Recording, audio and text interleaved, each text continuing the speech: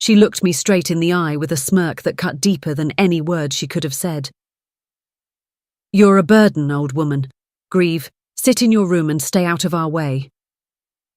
The funeral flowers were still fresh. My husband's ashes hadn't even been placed in the urn yet. But my son's wife, the woman I once baked birthday cakes for and welcomed into my family like a daughter, stood there, arms crossed, chin raised, dismissing me like a used napkin at a dinner table. And my son? He looked away, said nothing. My hands were trembling as I buttoned my coat, heart pounding as their taxi honked outside to take them to the airport. They were flying to Milan, a well-deserved break after the stress of hosting a funeral. But what they didn't know, I still controlled the account they were about to swipe. Before I dive in, feel free to let me know where you're watching from. And if you enjoy the story, a like and subscribe would mean a lot. 3 hours after they left, I received the first call, then another. By the time I finished my tea, there were 17 missed calls from my son. I didn't answer. I just stared at the screen and remembered the words, "You're a burden." It hadn't always been like this. Back when my husband was alive, everything felt warm and whole. We were the kind of couple that danced in the kitchen when no one was watching. We hosted dinners every Sunday where laughter filled the rooms and my son Ethan used to sit next to me without flinching. Then he met Clara. She came into our lives like a summer storm, all charm and confidence. I won't lie, I liked her at first. She was polite, thoughtful, always complimenting my cooking. But slowly, something shifted. The compliments became corrections, my decisions became outdated, and the warmth in Ethan's eyes dimmed, especially whenever Clara walked into the room. I first noticed her controlling nature when she insisted on redesigning my living room, without asking. She said the space lacked energy and bought new furniture using Ethan's card. He didn't blink, just smiled and said, "She has good taste, Mum." I nodded, even as my favourite armchair was tossed to the curb. When my husband got sick, Clara rarely visited him at the hospital. She said it made her uncomfortable and asked if I could just update her over text. Ethan visited, but only briefly, always with one eye on his phone. The night my husband passed, I was alone by his bedside. I held his hand, whispered every memory I could recall, and kissed his forehead goodbye. I called Ethan, and his response was, "Clara and I are just about to sleep. Can we talk in the morning?" The funeral was a blur. People came and went, giving shallow hugs and fake tears. Clara wore black, but her phone kept buzzing. I caught her smiling at a message during the service. That was the moment something inside me began to shift. After the service, I returned home to find Clara in the kitchen with Ethan. She was laughing about how the caterer ran out of lemon tarts. I walked in silently, and she barely glanced at me. That was when she said it. "You're a burden, old woman. Grieve." Her words were a blade. But instead of crying, I smiled. A quiet, knowing smile. Because what she didn't know was that the savings account funding their trip to Milan, it was still in my name. And the supplementary credit card they planned to use, it was linked to my approval. My husband and I had built our wealth with caution and care. Clara always assumed we handed control to Ethan, but we never did. As they boarded the plane, sipping their airport lattes and posting selfies from the lounge, I opened my laptop. A few clicks, one password, and just like that, I froze the cards. Not cancelled, not reported stolen, just frozen, enough to keep them guessing. By the time their plane landed, my phone lit up again. This time 26 missed calls. A voicemail from Clara, her voice shaking. "Hi, something's wrong with the cards. We're at the hotel and it's, embarrassing. Can you call back?" I didn't. Instead, I lit a candle beside my husband's photo. He would have chuckled at this. "Serves them right," he would have said.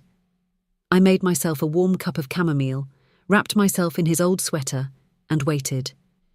30 minutes later, Ethan called, and called again. 55 times in total. The calls came faster, angrier.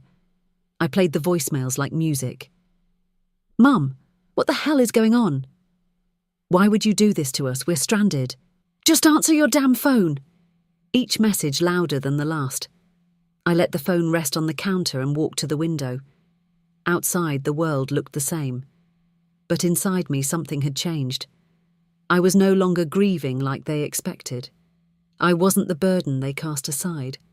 I was the keeper of consequences. And Milan was just the beginning. The morning after their cards got declined, I sat at the kitchen table in silence. The sun warmed the windowsill where my husband used to sit and read his paper. I missed him. Not because I was weak or lonely, but because he was the only person in the world who truly understood the quiet strength I carried. He would have looked me in the eye and said, "You did what needed to be done, Elsie." That's what he always said when I made tough choices. And this? Freezing their cards? That was survival. Dignity. Self-respect. Clara had texted overnight. "We need help. The hotel locked us out. There's no way to pay for the second night." I didn't answer. I watched the 3 little dots flicker on my screen as she typed another message, then stopped, then started again, then nothing. I sipped my tea slowly, one breath at a time. A week before the funeral, I had sat across from my lawyer and updated everything: my will, the estate documents, the access codes. Ethan didn't know. Clara never even asked. She just assumed I would hand everything over, the same way she assumed I'd hand over my husband's favourite cufflinks after the service. The ones she tried to sneak out of his drawer while I was still in my black dress. I remembered the moment I caught her. "He would have wanted me to have them," she said with that same smug tilt of her chin. "For Ethan, as a keepsake." I said nothing. I simply reached for the drawer, locked it, and took the key. And now she was in Milan, pacing the lobby of a boutique hotel she'd picked from an influencer's Instagram page, wondering why her platinum card was suddenly invalid. They hadn't booked return flights. First class, non-refundable.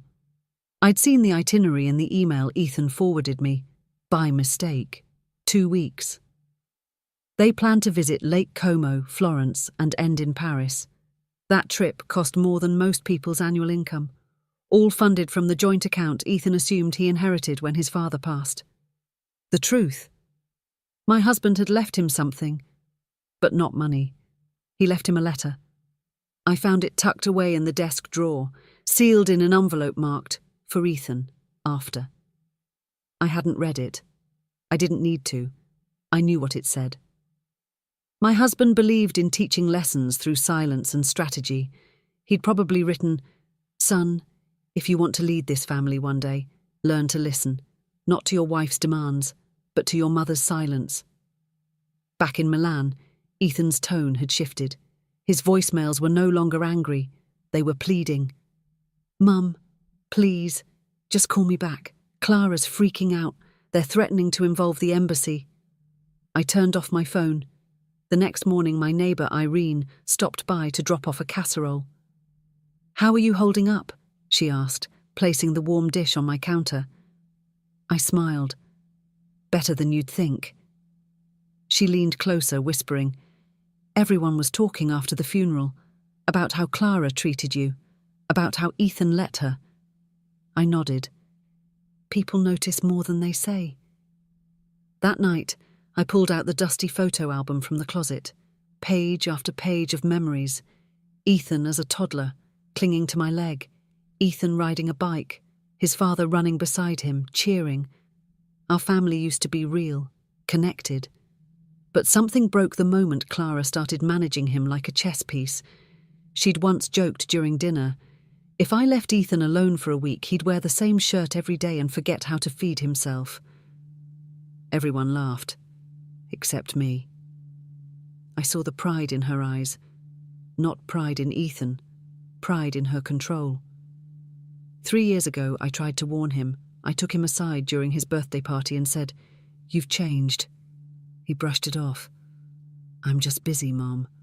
I almost said, busy doesn't make you colder. But I stayed quiet. Now I was done being quiet. I emailed the hotel using my old travel agency account, told them the cards were frozen due to security concerns and any charges should be reversed. The manager responded kindly. We understand, ma'am, but the guests are insisting they've been stranded unfairly.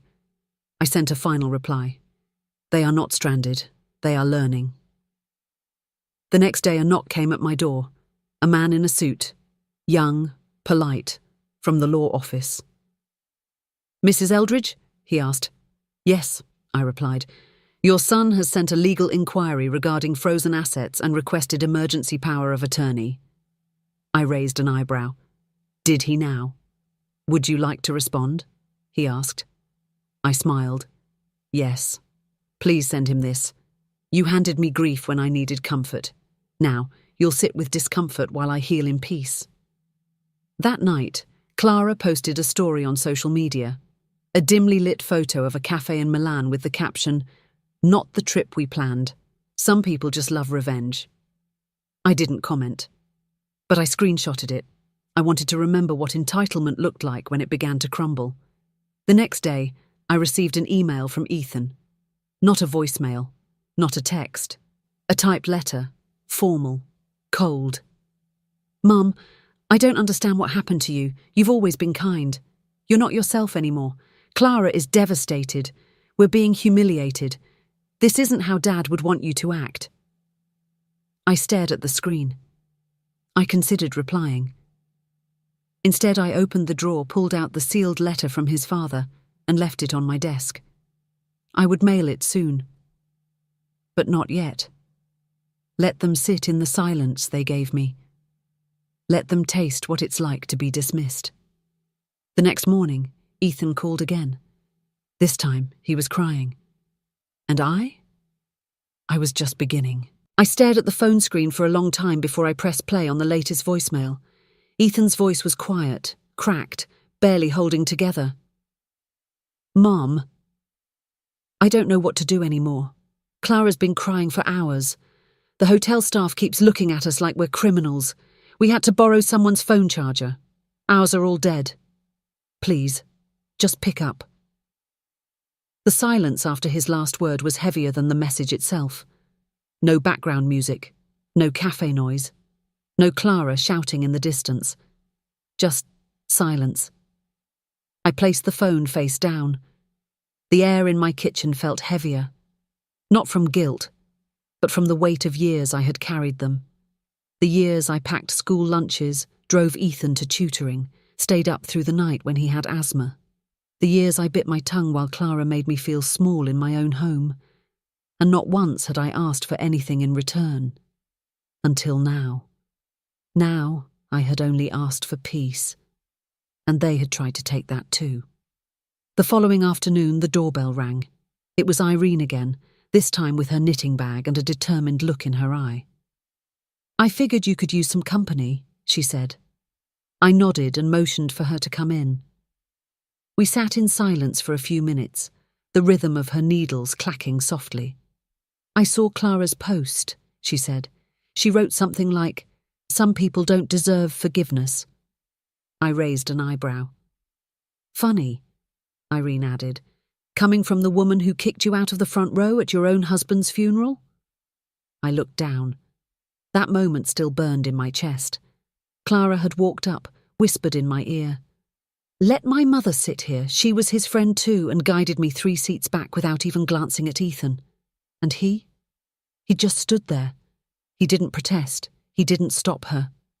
I had sat behind them, my hands folded, eyes dry, not a single tear left to give them. That same day, I noticed Clara had worn my husband's tie pin, the one I had carefully kept in his drawer since the day he passed. I'd never even touched it. She must have taken it when I wasn't looking. I hadn't said a word. But I noticed. I noticed everything. Later that evening, I pulled out a notebook. It was something I hadn't touched in months. A habit from my younger years, writing everything down. Not for proof, not for revenge, just for clarity. I began listing things Clara had done, not to punish, to remind myself. The time she told Ethan to skip our Christmas dinner because we'd already seen you last month. The way she refused to let me babysit my own granddaughter because I didn't follow modern parenting. The birthday gift she rewrapped from the year before and gave me again, forgetting I'd already thanked her for it once. The day she told her friend in my kitchen, "She means well, but I wish she'd let go. Old people don't know when to step aside." Each line reminded me why I couldn't answer that call, why I couldn't make it easy for them. The next morning I checked my email. One message from the hotel manager in Milan. Subject: urgent. Guest escalation. Dear Mrs. Eldridge, your son and his wife have now been asked to leave the property. They were unable to resolve the payment issue. We advised them to contact their embassy or find alternative accommodation.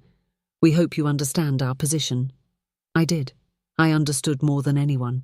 They were finally standing on their own, something Clara always claimed they wanted. We don't need handouts, she had once said. We're building our own future. So let them build it, brick by expensive brick. Ethan sent another email later that afternoon. This one was different. It had a scanned copy of a return ticket, economy class, one way, departure next day. I paused. Not first class, not business, no hotels booked, no luxury, no plans, just a way home. There was no message attached, just the ticket.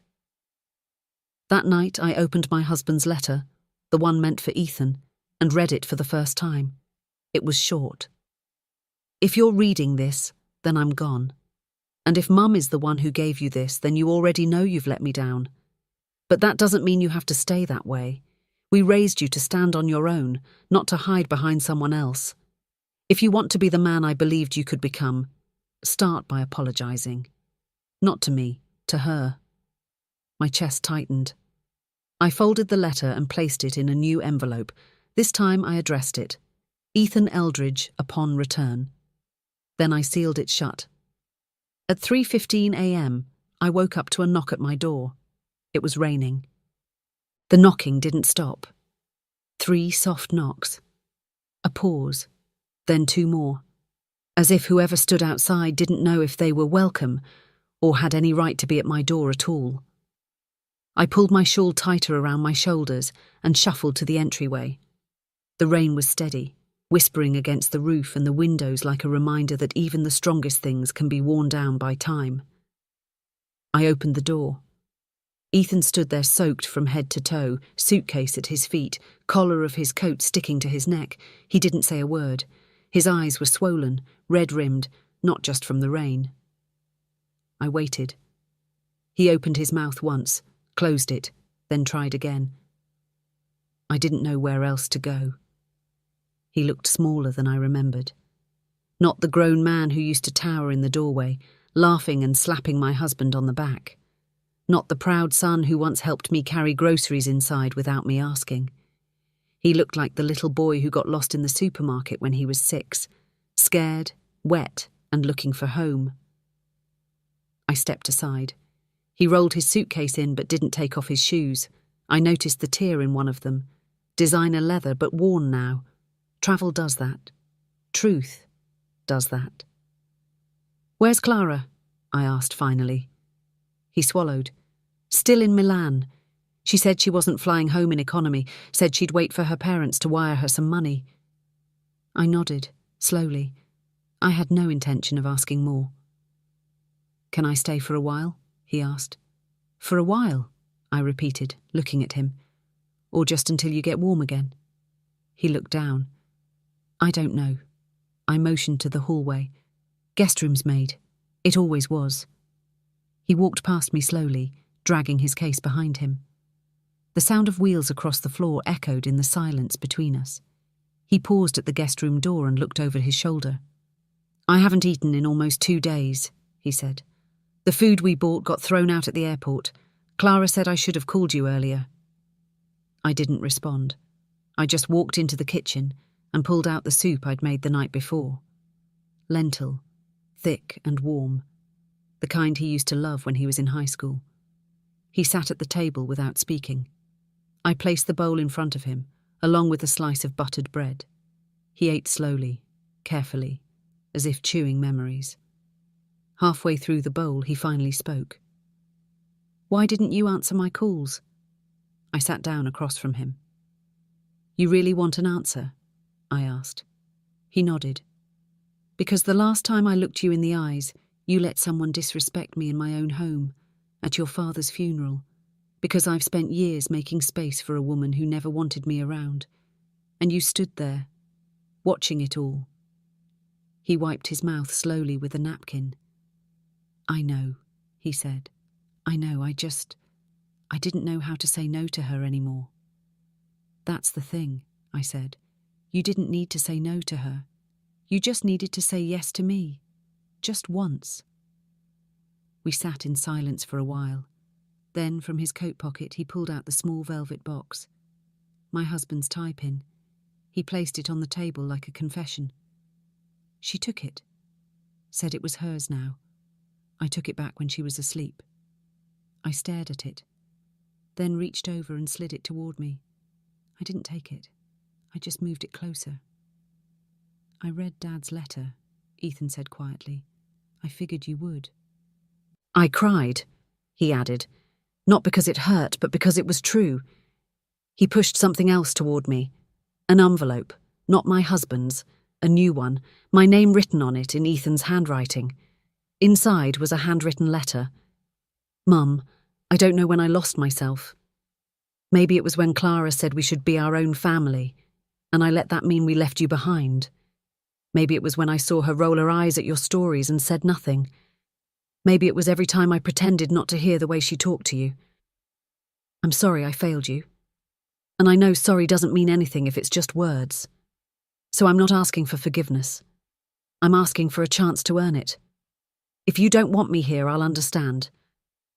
But if you let me stay, I won't let you feel like a burden ever again." I folded the letter and placed it beside the soup bowl. "You're not staying for free," I said finally. He looked up, startled. "I wasn't asking for—" "You'll help me in the garden, fix that broken railing on the porch, and we're repainting the hallway. I've been putting that off too long." He blinked, then let out a breath. "Deal." He stood and walked down the hallway toward the guest room. At the door, he stopped again. "Mum?" "Yes?" "Thanks for the soup." He didn't wait for my reply, just slipped inside and quietly closed the door. The next morning I woke to the sound of a hammer tapping outside. I looked through the window. Ethan was already working on the porch, sleeves rolled up, hands steady. The same boy who once built me a birdhouse for Mother's Day was now here, trying to rebuild something much bigger.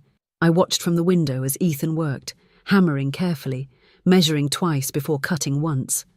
The morning sun spilled across the porch like quiet approval, warming the old wooden boards he was replacing.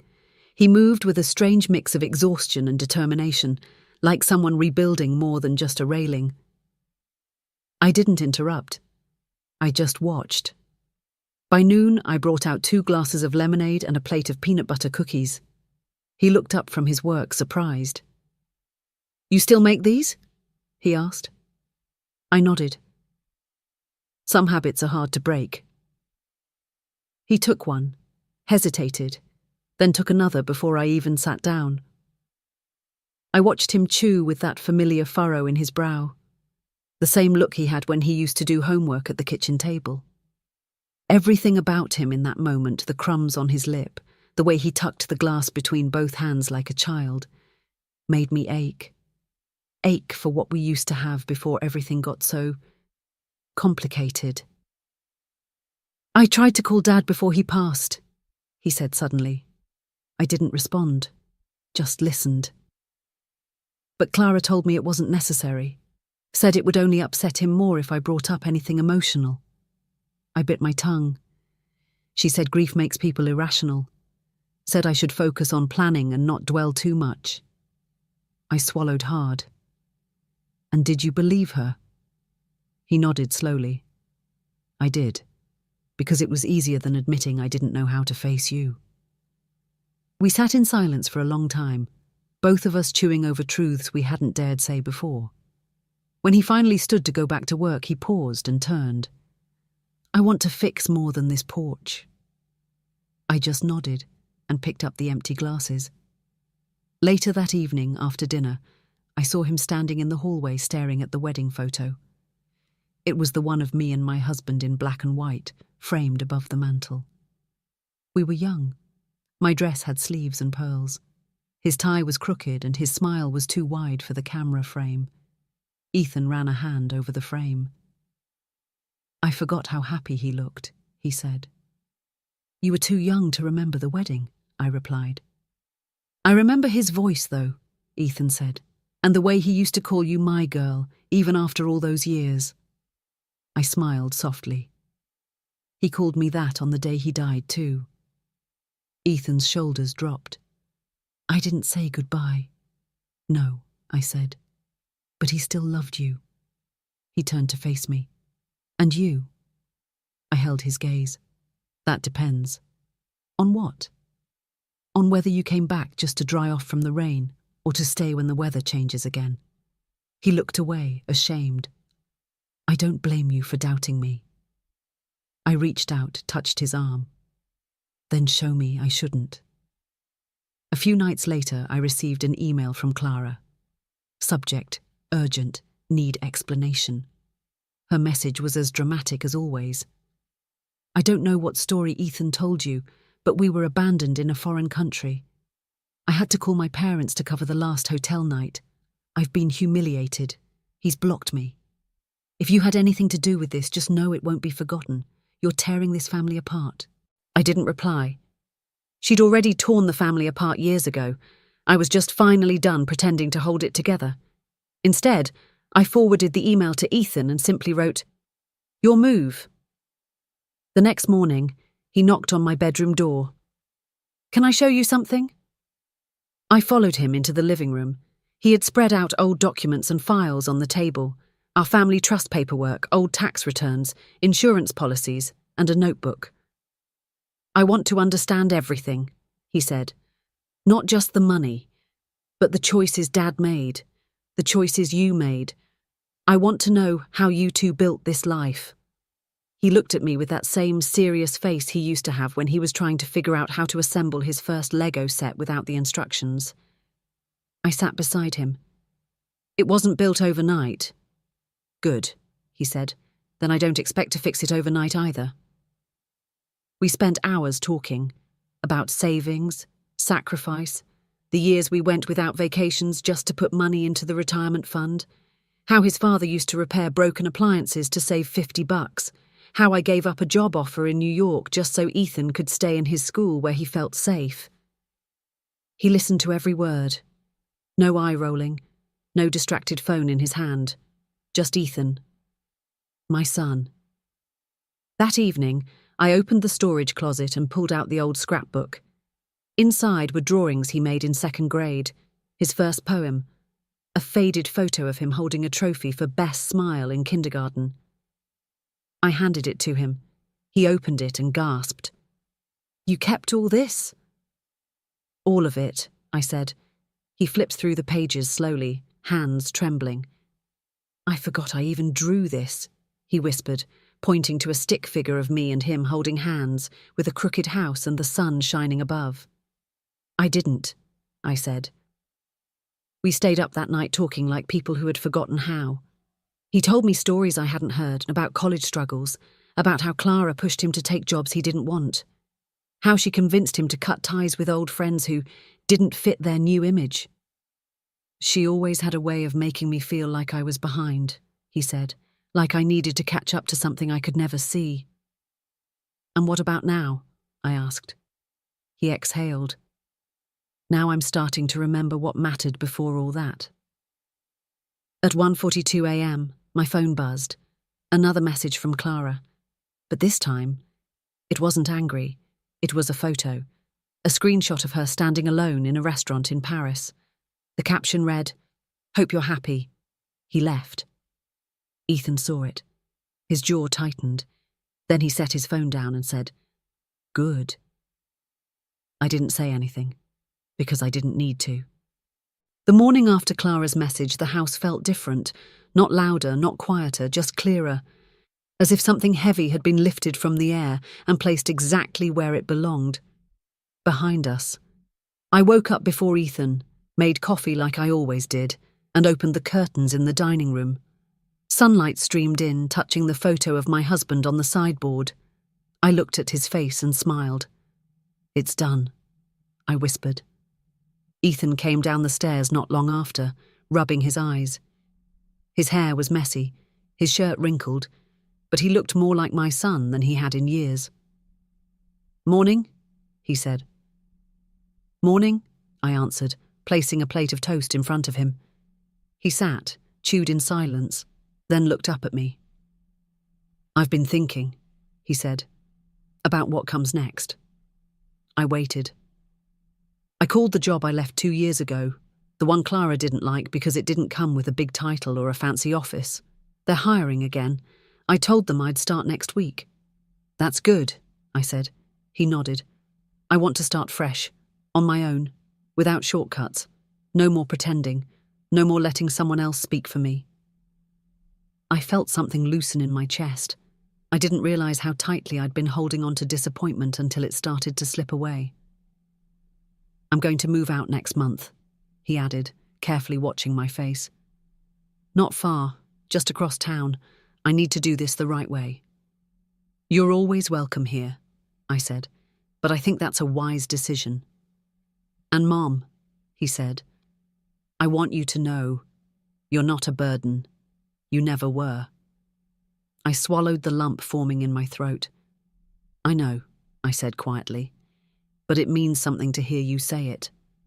He reached into his backpack and handed me an envelope. Inside was a bank statement. He had transferred a portion of his savings into a new account, in my name. Underneath the note, he wrote, "For you, for the years I took for granted. I can't repay it all, but I'll try." Tears threatened to rise, but I blinked them away. That afternoon, he helped me carry boxes from the attic. We found his old baseball glove, his childhood art projects, even the toy train set he once insisted on keeping under the Christmas tree until Easter. We laughed, real laughter, no tension hiding underneath it. Just mother and son, finally learning how to be family again. A week later, Clara returned from Paris and alone. She called once, just once, no voicemail, no text. I didn't answer. Ethan didn't either. She sent an email 3 days later. It said, "I hope you're both satisfied. You embarrassed me, left me stranded, and now you're pretending none of it was your fault. You ruined everything." I hit delete. Ethan shook his head when I told him. "She'll never understand," he said. "She doesn't need to," I replied, "because we do." Spring came early that year. The daffodils bloomed by the back fence. The wind carried warmth instead of chill, and I finally planted the herb garden my husband always wanted.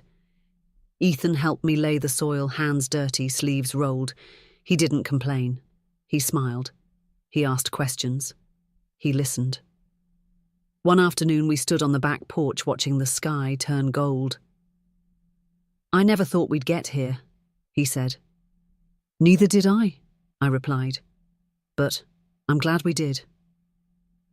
We stood in silence for a while, letting the peace settle like fresh dew on a garden bed. As the sun dipped lower, I turned to him and asked, "Do you regret marrying her?" He took a long breath.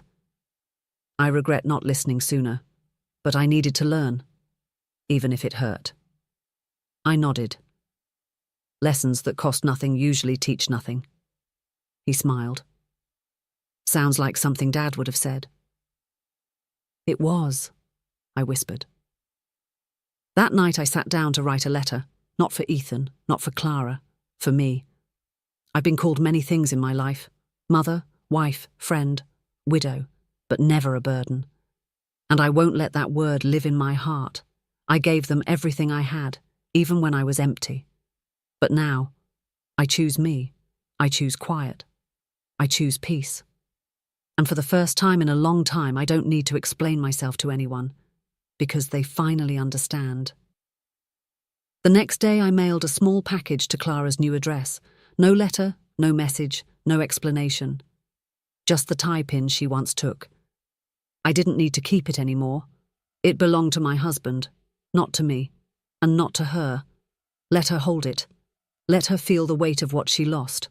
I had already let go, and I had everything I needed right here, where forgiveness grew like lavender and love rebuilt itself, plank by plank, word by word, without a single swipe of a card.